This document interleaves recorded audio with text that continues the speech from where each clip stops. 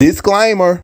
All topics in this video are alleged and allegedly, and they are strictly for entertainment purposes only.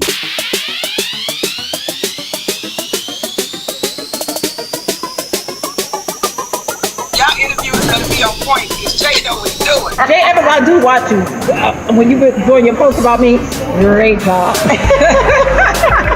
Yeah, great job. I love you. Ooh, Latrice. Wait a minute, you did your research, honey. I love it. If I need any information on myself, I need to come ask you, Jay Evans. Jay Evans, you know exactly what to say. Yes. Hey y'all, it's me, Jay Evans, the voice of the people, baby. I represent the people because I'm gonna ask the real questions that we want the answers to. And a lot of people were like, what about the color purple? Did you see it? What do you think? Well, baby, I saw it Christmas Day, and I'm here to give you the real deal holy feel on it. Now, if you are sensitive about reviews and other people's opinions, this ain't the video for you. Click your ass right on off, baby, because I'm going to tell it like it is and how it is. But if you are open and you can be objective, then you at the right place. So I'm going to talk about the movie. I'm going to talk about the expectations. I'm going to even talk about some of the rumors that are going around about Taraji and Oprah, and is this something between them? So let's roll into it, baby, like a Honda Civic with a set of new tires. Listen, y'all, we got up early Christmas morning to see this movie. Now, I hadn't even ate. I hadn't had a hash brown, an egg McMuffin, a piece of pancake, a piece of sausage, nothing, baby. So I was up to see this movie because it's it's an iconic moment. Now, the original Color Purple did huge numbers at the box office. This movie had a budget from 90 to 100 million, which is huge for a black movie. But the expectations are really high because if this movie does well, it will open up the door for black movies to have bigger budgets. Now, on Christmas Day, this movie did take in $18.2 million.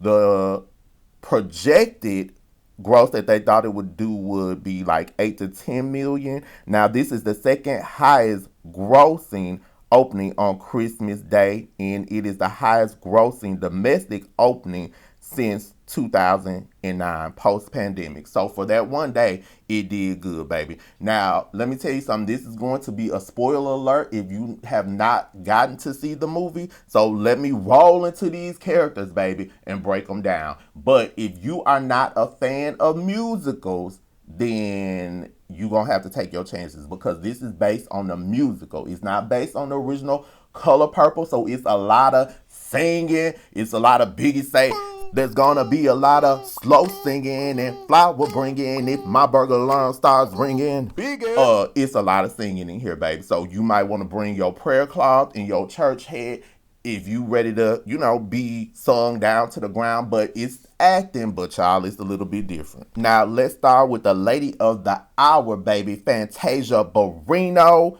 No. Let me get it right, cause she's married. Let me give you your props. It's Fantasia Taylor, cause Tasia is married, baby. She's singing like Shantae's got a man at home, but you got your own man, Mr. Taylor. Okay, Fantasia to me did exceptionally well in this role. Fantasia played Silly on Broadway. Now, she did not want to take this role because she said during that time it was a lot. She was going through stuff, but I'm glad she did this role. She's nominated for a Golden Globe. Now, back in the day, Fantasia auditioned to be in the movie Dreamgirls. I'm kind of glad that she didn't get that role because I feel like now at this point in her career, she is finally getting like the props that she deserves, and she owned Silly. She embodied it. She, to me, gave it a different depth of sorrow and more pain. Whoopi playing Silly is iconic. It will always be iconic. But Tasia made Silly her own. I think because she's gone through things in her life, she understood that. She knows what it's like for black women to experience these type of things. She's lived a life where she's had ups and downs. So she was able to pull that into this role. She also sang I'm Here, which is a big, big moment that was done in a Broadway play, and it was a big moment here. Just the whole performance of it, it was just amazing. So as far as her acting, as far as her taking on Silly and making it her own, I loved it. I hope she wins a Golden Globe. I hope she's nominated for more awards, but Tasia definitely pulled off Silly. Now, another surprise that I was shocked about, and they didn't let us know, that Whoopi Goldberg has a cameo in this movie. So when the young Silly is having her baby, they say, go get the midwife, and guess who is the midwife, baby? It's the original Silly sister. You had to come through, sis, and help deliver that baby. So I really felt like that was a big moment because she's part of the original Color Purple, and she had a cameo, so I thought that that was beautiful.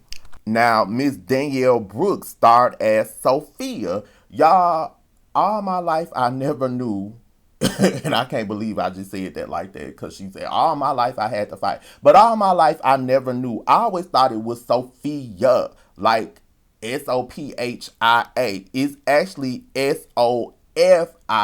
I never knew that. You learn something new every day, baby. The more you learn, the more you grow. Now, she plays Sophia. To me, she did make it her own. Sophia is a strong character. Now, I didn't get you told Harpo to beat me like Oprah delivered it. I didn't get that from her, but she had to make it her own.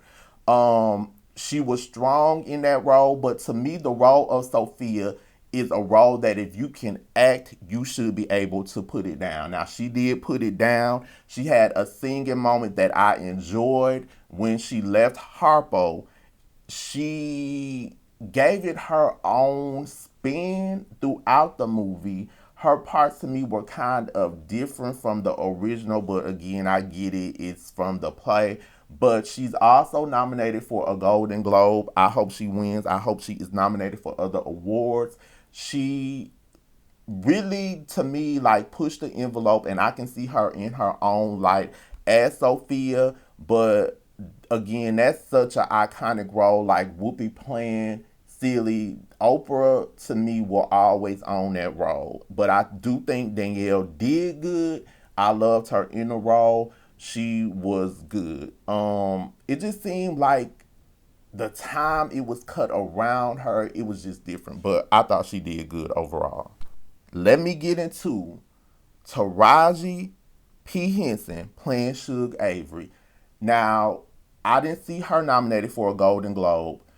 I really feel like, and I understand Danielle is in the movie too, so she might get more nominations for being a supporting actress than Taraji. But to me, Taraji playing Shug was more pivotal in this movie. She took it to a whole nother level. Now, I love Margaret, I think that's her name, that played Shug Avery. But to me, Taraji gave it a whole new depth, a whole new level. Taraji is one of my favorite actresses because she can convey emotions and feelings in her acting. I love, and I'm not even big on Tyler Perry movies because I don't like how they're so predictable. But when she did his movie, I think is, what is it? I Can Do Bad All By Myself. She literally like made me cry in that role. She evokes like emotions and feelings. And what I got from her playing Shug was a whole new level of just Shug the woman. It was just more powerful, more strong. Like she literally like embodied, baby. When I say embodied, like put somebody in a body bag and embalm them at the funeral home, baby. She embodied Shug Avery. Now, I really hope that she is nominated for and wins an award. But again, because Sophia and again, of course, Silly are the strong roles, they might not pay Taraji as much attention as they should. But I just think she should be nominated for and win. You know, they didn't nominate her for a Golden Globe. She should be nominated for an Oscar. To me, she was the standout. Even though this was about Silly, to me, she stood out and she was just amazing in that damn role, baby. I just can't give her enough damn flowers. Now, the singer Her played Squeak, Mary Agnes, baby. Now, I just feel like in the original Color Purple,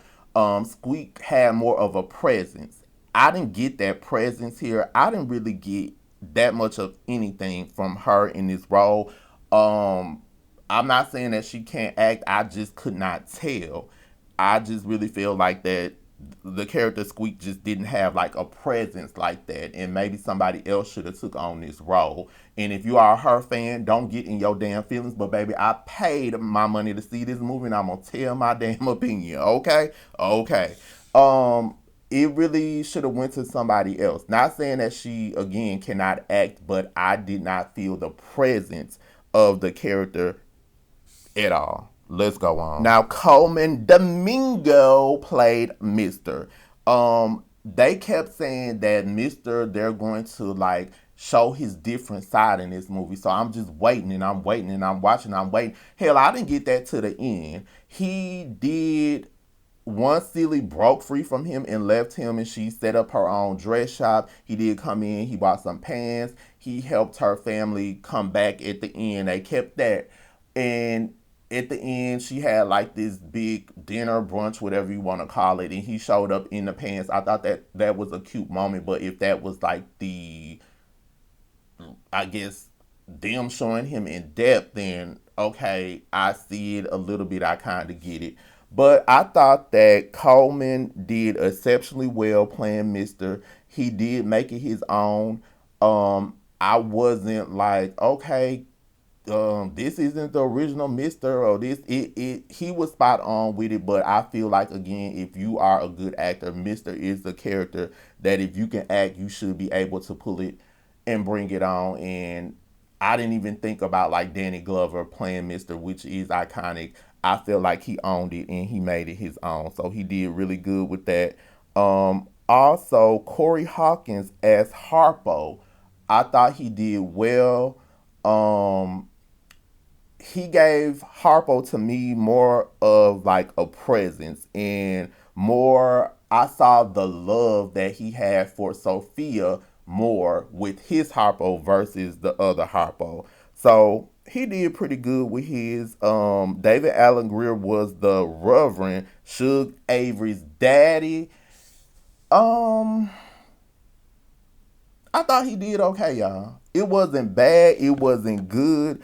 I just thought he did okay for what he had. Now, the man, Steven, that played Buster, I didn't just get all the way Buster. And I think because it was just, to me, certain parts were just sped up through. Like the scene with Miss Millie and Sophia. It just was different, y'all. It just didn't give me what the original gave. And again, I understand, it's based on the play. Tamla Mann was in it.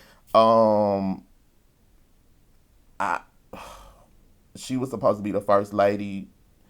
I thought she did okay, but I just feel like somebody else could have did that part. And the reason I'm saying that is because Tamla Mann does a lot of roles, and if you are a Tamla Mann fan, and if you got in your feelings for me saying that, well, get out of them. I feel like that should have went to somebody else, or they should have had the opportunity. Not that she did not do good, but I feel like it should have gave like a new and up and coming person that opportunity to shine. But Haley Bailey was also in it. She did good. Sierra was the older version of Nettie, and she came in at the end. I thought it was a pretty good moment. Sierra playing that role, I thought just was okay. When they brought in Celie's children, though, that daughter looked like she had just the daughter was looking like the great grandma, like she just had got off the freedom train. I don't know about that one, y'all. That was I don't know, but overall, if I have to give this movie a rating on a scale from 1 to 10, I will give it an 8.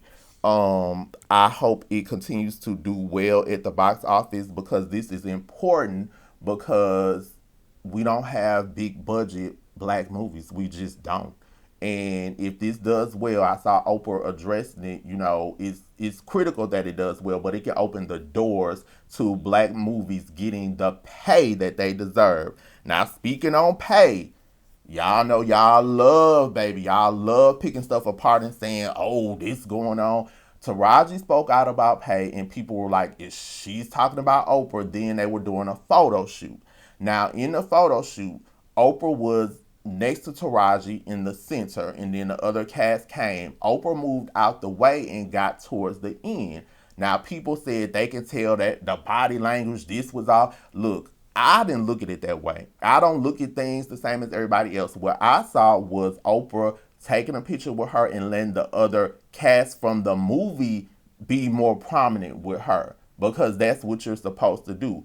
Oprah has been doing a lot of press with them because she's Oprah. That can help the movie. And she's also one of the producers of the movie. So it would make sense to capitalize using Oprah Winfrey while you're promoting the movie. They've done magazine covers. Oprah has been pictured with them. I don't myself personally think it's a beef, but you can think what you want to. I just saw her moving and stepping away so the other people could be closer to Taraji in the picture. Then people like, well, Oprah turned off her comments. Baby, them comments been off on Instagram because y'all was coming at Lady O for something else. So I don't personally think it's a beef. Now, if it is, then oh well, baby. They here to do a job and promote this movie. So I hope that this movie does go on to do well and get nominated for lots of awards because this really can open up the door for other black movies and other musicals. The last black musical that I remember was Dreamgirls. That one had a budget, I think, of like 75 to 80 million. I think it did like 150, 160 at the box office. Um, but before that, the only other black musical I can really think of is like The Wiz. And that one had like a big budget, but it didn't do good at the box office, but it became a cult classic. So this movie can possibly open the doors for other movies. Now, y'all know back in the day, The Color Purple was nominated for like, I think 10, 11 Oscars. It didn't win any, and the Oscars ain't always for us. They need to get it together because they will give Oscars to movies we ain't never heard of. So hopefully this movie can be that breakthrough.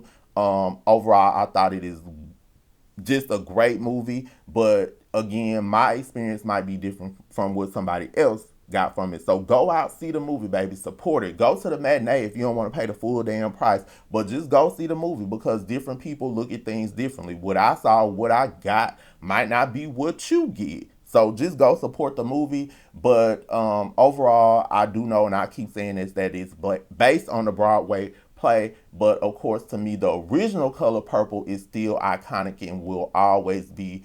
But this was a great piece of work. But for me, I love Tasia in it, but I'm going to take my head off to Taraji P. Henson because she gave Suge Avery a whole new level of just explosion of the character. So that's my take on The Color Purple, y'all. And back in the day, the movie The Color Purple had to overcome a lot of obstacles because a lot of people, including members of the NAACP, baby, did not like the depiction that it gave of black males.